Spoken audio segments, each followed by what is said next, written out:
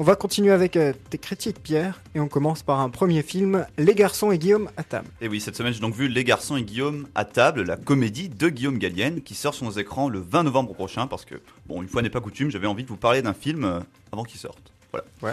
Alors il s'agit donc d'une comédie réalisée et écrite par le sociétaire de la comédie française Guillaume Gallienne, qu'on a déjà vu dans pas mal de seconds rôles au cinéma, dans Jet Set, dans Fanfan la Tulipe ou encore dans Marie-Antoinette de Coppola, mais qu'on connaît surtout pour ses rôles à la comédie française dont il est le 513e sociétaire. Et on le connaît aussi pour ses bonus, les bonus de Guillaume qu'il avait réalisé jadis pour le Grand Journal à mourir de de rire. Canal+. Ouais. Et c'est vraiment un grand acteur. Grand acteur. Moi, j'étais pas fan. C'est vrai. J'étais pas fan absolu, mais il y en avait qui étaient drôles. Il y en avait d'autres qui étaient moins drôles. Le problème, Ouais. c'est que c'est assez inégal, je trouve, ce que fait Guillaume Gallienne C'est ça. dans l'ensemble. Même, Ah ouais, par exemple, c'est marrant. dans Jet Set, c'était assez nul. Mais je me souviens pas de l'avoir Jet vu dans Set, Jet le film, Set en d'ailleurs. Bon, mais- Jet Set, le film est nul. Voilà, donc, c'est ça. ça le pardonne. Mais Voilà. c'est celui qui sauve notamment, je trouve, le film Astérix et Obélix au service secret de Sa Majesté. Heureusement qu'il y a Guillaume Gallienne et son rôle Ah, j'ai pas vu ce assez film. drôle, parce que sinon, ce serait totalement catastrophique. Là, du coup, ça l'est un peu moins. D'accord. Bah, pour ça, on va dire que c'est quand même un bon acteur, alors. Ok, bon, Ça te fait plaisir. je me suis fait des ennemis. Moi, je le trouve vraiment très très bon. Non, c'est pas un mauvais acteur, c'est sûr. Donc en tout cas, ce film-là, Les garçons et Guillaume à table, est adapté de son spectacle homonyme, Les garçons et Guillaume à table, qu'on a pu voir au théâtre de l'Ouest parisien ou à l'Athénée, et qui raconte, dans une sorte de fable autobiographique, sa jeunesse, sa relation avec sa mère qui le prenait plus pour sa fille que son fils, d'où le titre, Les garçons et Guillaume, et puis sa quête de son identité sexuelle. Bon, ça a l'air un peu lourd comme ça, mais c'est traité sur le ton d'une franche comédie, et peut-être même un peu trop franche, voire franchouillarde pour moi. Le film avait été sélectionné à la quinzaine des réalisateurs, où le public avait trouvé ça d'une extrême drôlerie, ce que je trouve un peu exagéré. À quelques exceptions près, l'humour est assez facile et bien moins écrit que celui de 9 mois ferme dont j'avais parlé la semaine dernière. C'est un humour parfois plutôt grivois, mais maquillé par les parures du film intelligent et réfléchi, comme l'était Berthe ou l'enterrement de Mémé, le film de Podalides. Plus bourgeois toutefois que Bobo, parce que Berthe ou l'enterrement de Mémé, c'était quand même le summum du cinéma Bobo français, qui avait eu d'ailleurs un succès pareil Jamais énorme à la entendu quinzaine parler. des réalisateurs. C'était censé être un film drôle, plutôt intellectuello, comique, mais C'était raté. c'était vraiment pas terrible. Enfin moi j'ai trouvé ça pas terrible, après ça a eu un succès. Mais...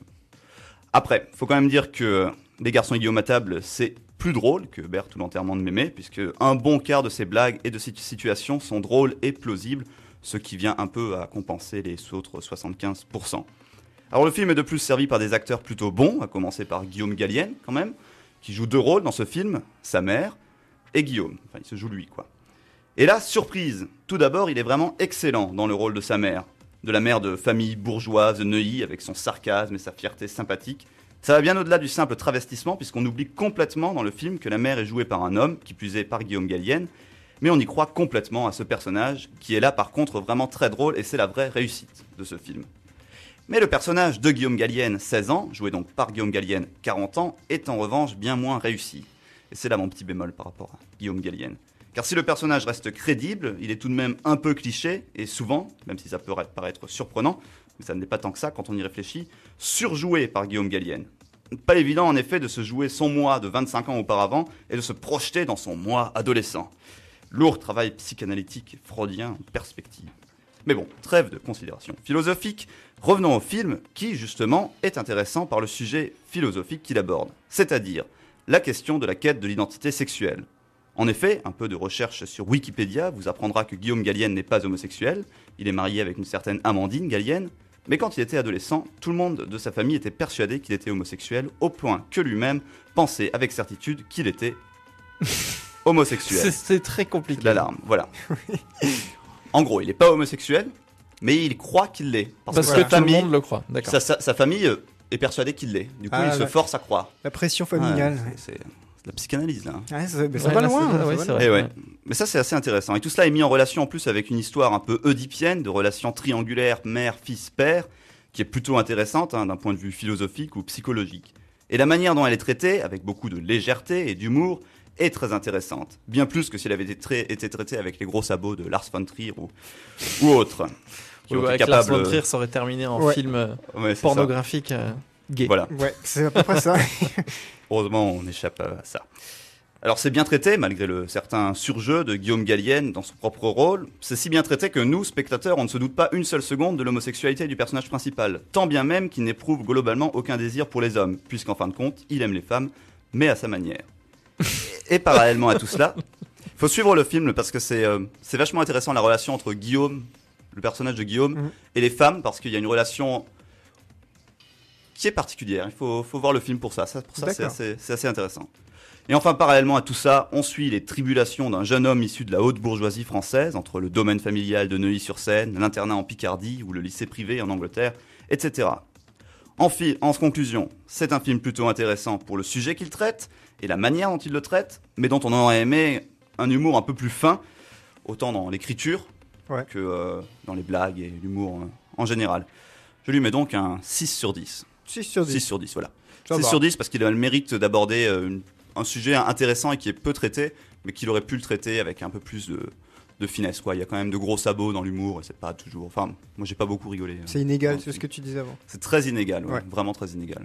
Et on enchaîne avec un autre film qui a l'air un peu plus égal, c'est Inside Llewyn Davis. Oui, c'est ça. On en avait parlé la semaine dernière. C'est le dernier film des frères Cohen, qu'on ne présente plus, les auteurs géniaux de Big Lebowski, de No Country for Old Men ou encore de Fargo.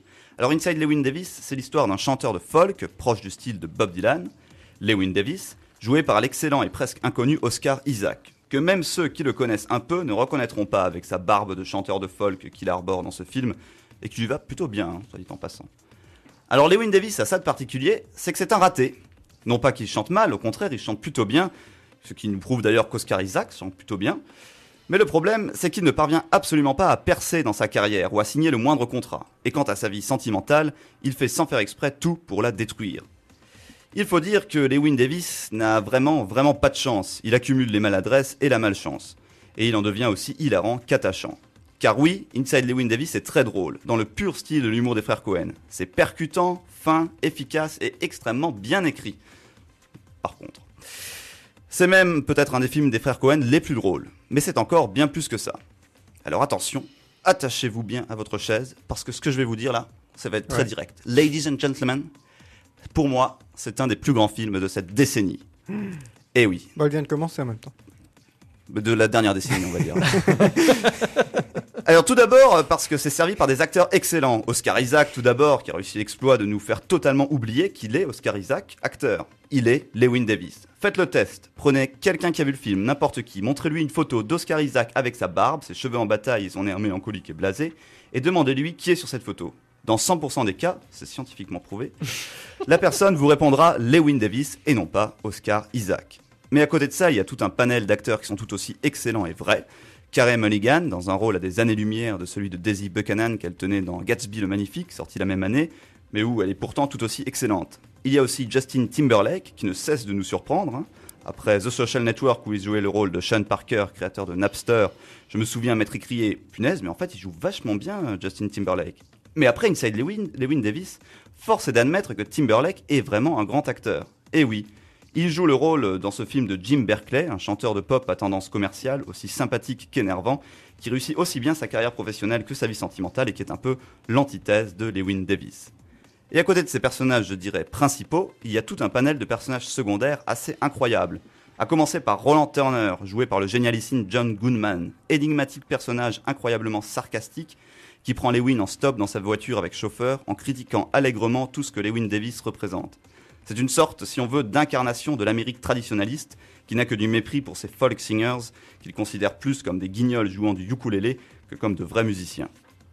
Et puis il y a le chauffeur de Roland Turner, Johnny Five, joué par Garrett Hedlund, sorte de réincarnation de James Dean en version calme, personnage quasi muet, complètement à côté de tout ce qui se passe, sans réaction face à l'énervement de son boss, mais à la classe absolue.